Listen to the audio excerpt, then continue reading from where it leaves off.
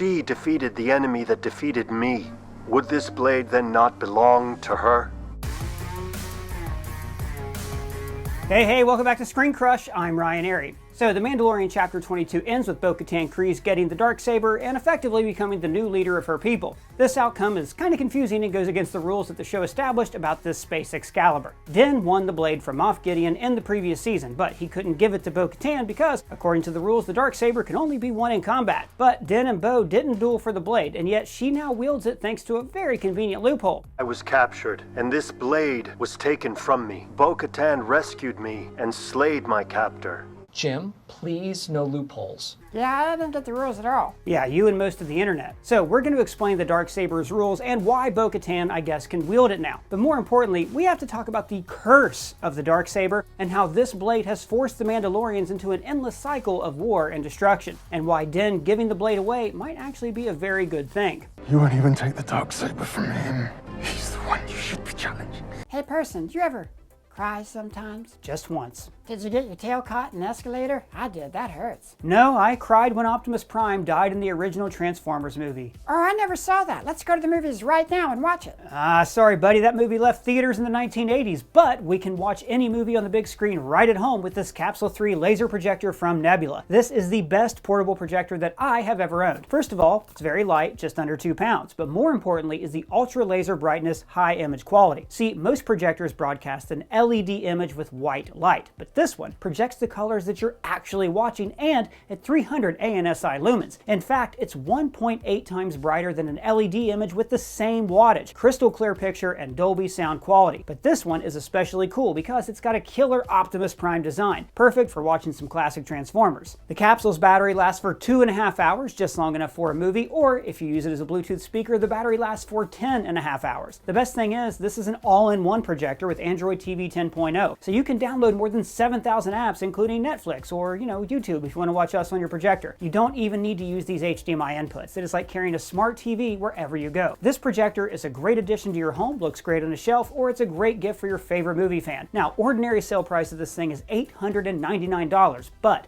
for the month of April, you get $120 off when you use our link in the description. Thanks again to Nebula for sponsoring this video. Now back to what I was saying. At the end of Chapter 22, after Din and Bo-Katan finished their little side quest, they finally arrive to recruit Bo's former army, a faction that is now being led by Axe Woves. They turn on Bo after she failed to retrieve the Darksaber in the previous season. When I returned without the Darksaber, my forces melted away. Bo-Katan challenges Axe to a duel for the right to lead the army. Now, while she wins, Axe and the others don't really want to follow Bo-Katan because Din is the one who has the Darksaber, and they don't like Din's kind of people. A misguided zealot possesses the blade.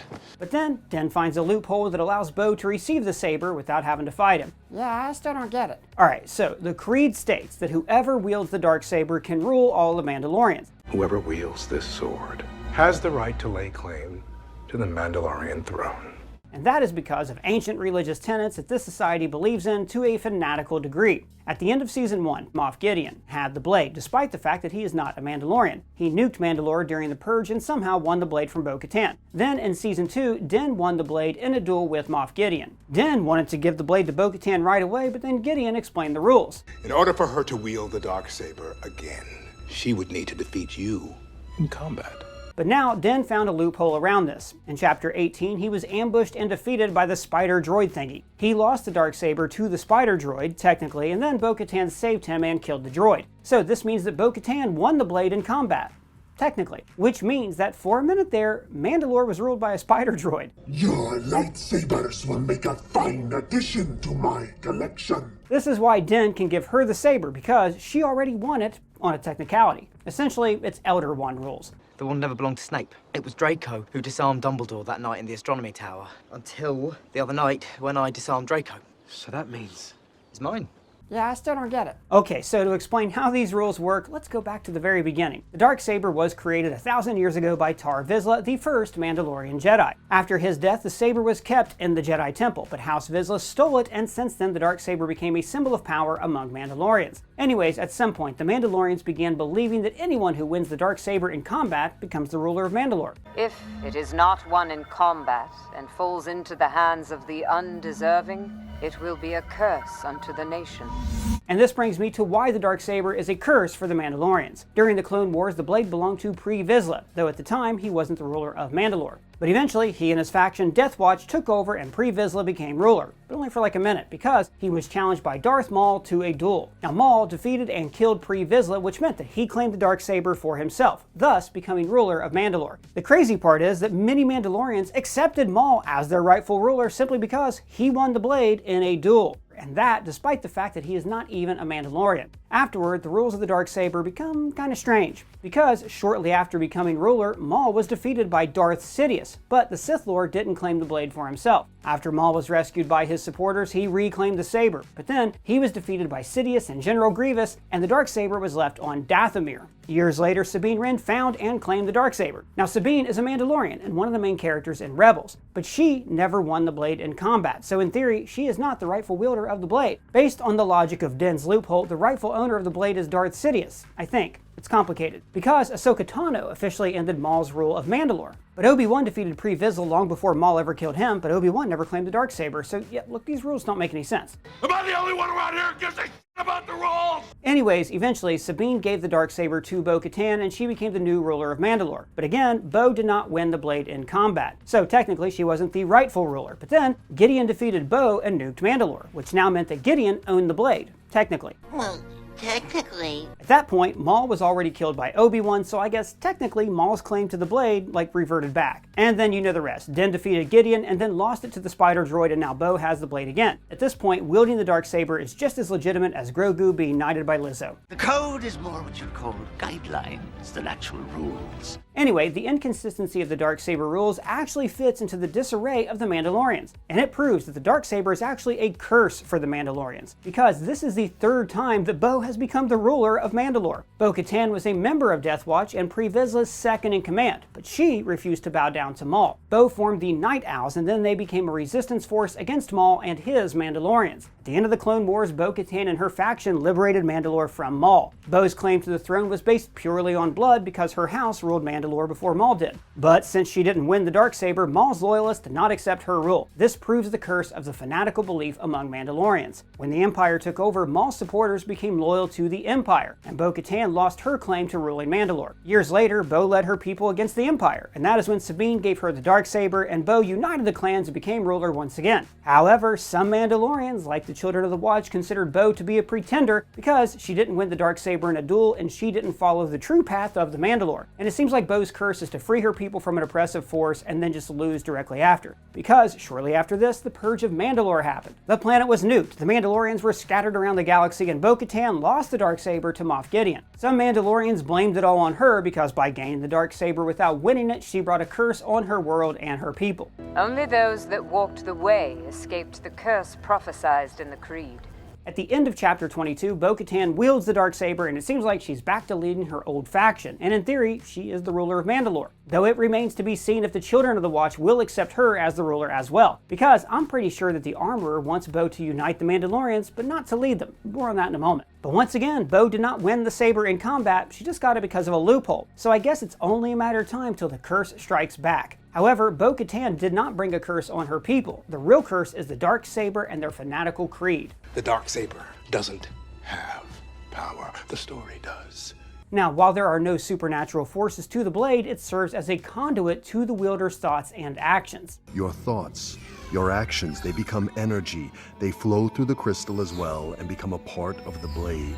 This is why the Darksaber is so heavy for Din. It's as if the blade senses his hesitation to wield it. The curse is not supernatural. It's not the Force enacting some messed up cosmic punishment on the Mandalorians. This curse is rooted in how much religious zealotry and symbolic importance this culture attributes to the Darksaber. Not that there is anything wrong with religion and faith. To make it clear, I'm not saying that at all. But these people accepted a Sith Lord as their ruler just because he won the blade in combat. Before that, they followed a terrorist because he wielded the Darksaber. And before that, Mandalore's history was was ravaged by endless civil wars. The planet became an uninhabitable wasteland centuries before the Empire even rose to power. And most of these wars happened because this clan or that house fought for the right to rule, the right to wield the Darksaber, or some other fanatical reason. All these conflicts might start again once Bo-Katan tries to unite her people. We see this in the conflicting beliefs of the Children of the Watch and the other Mandalorians who don't cover their faces. A misguided zealot possesses the blade.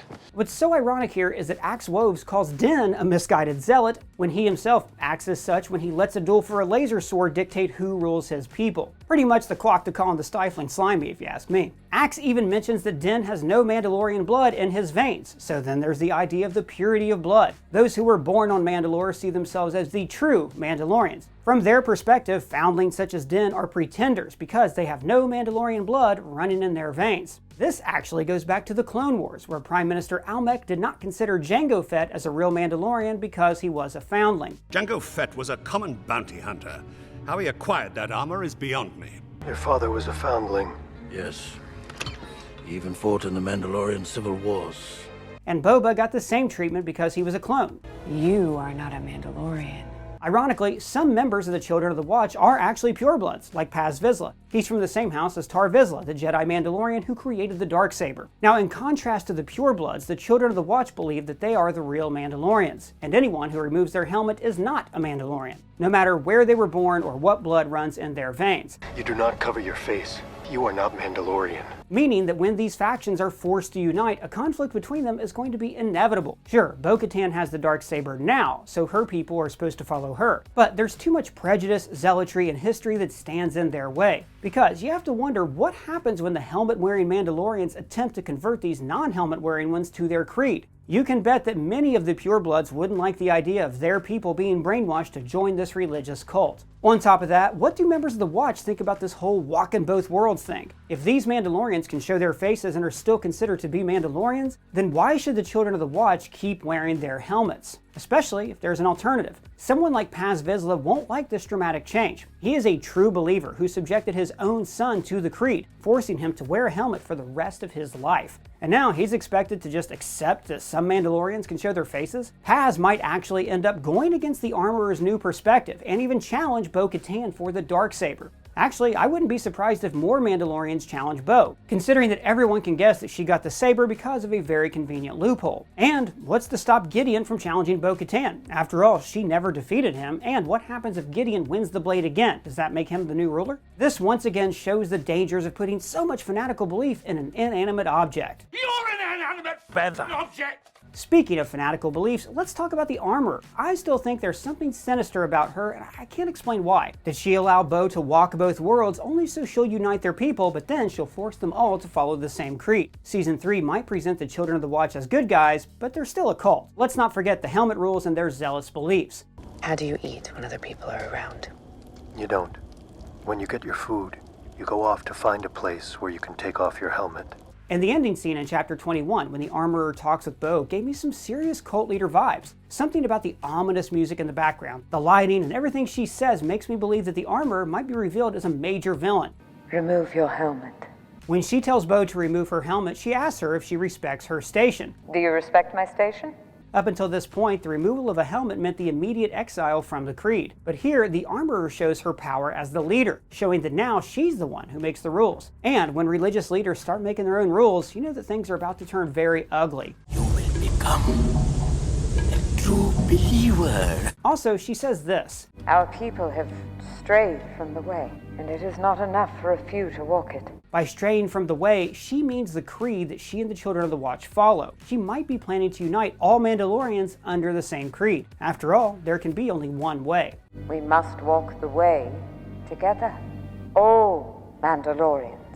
The Mythosaur's return foretold a new age for Mandalorians. The Armorer might see this as her opportunity to convert all Mandalorians into her faith. After all, the first ruler of her people, Mandalore the Great, tamed and rode the Mythosaur. So just like the Darksaber in the past, the Mythosaurs will be weaponized into a symbolic object that crowns her as the ruler. All of this means the cycle of war and bloodshed will repeat itself. And this brings us to how Din can be a force for change among his people. Not Bo? Nope, unfortunately, that's not her story. When Din won the Darksaber, the assumption was that he will become the new ruler. But honestly, the first 2 seasons never gave us any indication that Din wants to rule. Sure, he brings people together and he has some leadership skills, but he's the guy you call when a helpless town needs rescuing from a ruthless warlord or a pirate, not the guy who sits on a throne and rules people. Now, while some fans might be very unhappy with Din losing the Darksaber in such a disappointing way, this might actually be part of his story, because, unlike most Mandalorians, Din has no faith in the saber. He doesn't consider himself a ruler simply because he got a laser sword. In fact, Din is so oblivious to the Mandalorian's history that he's not shaped by it like many others, even like Bo-Katan. Sure, he was brainwashed by the Children of the Watch, but his major developments in the first 2 seasons prove that he's able to change and separate himself from the Creed. So Din giving the Darksaber away could be his first step to leading the Mandalorians into a better path. One that doesn't give sabers and mythical beasts such religious reverence, because those represent the curse that leads to this cycle of violence.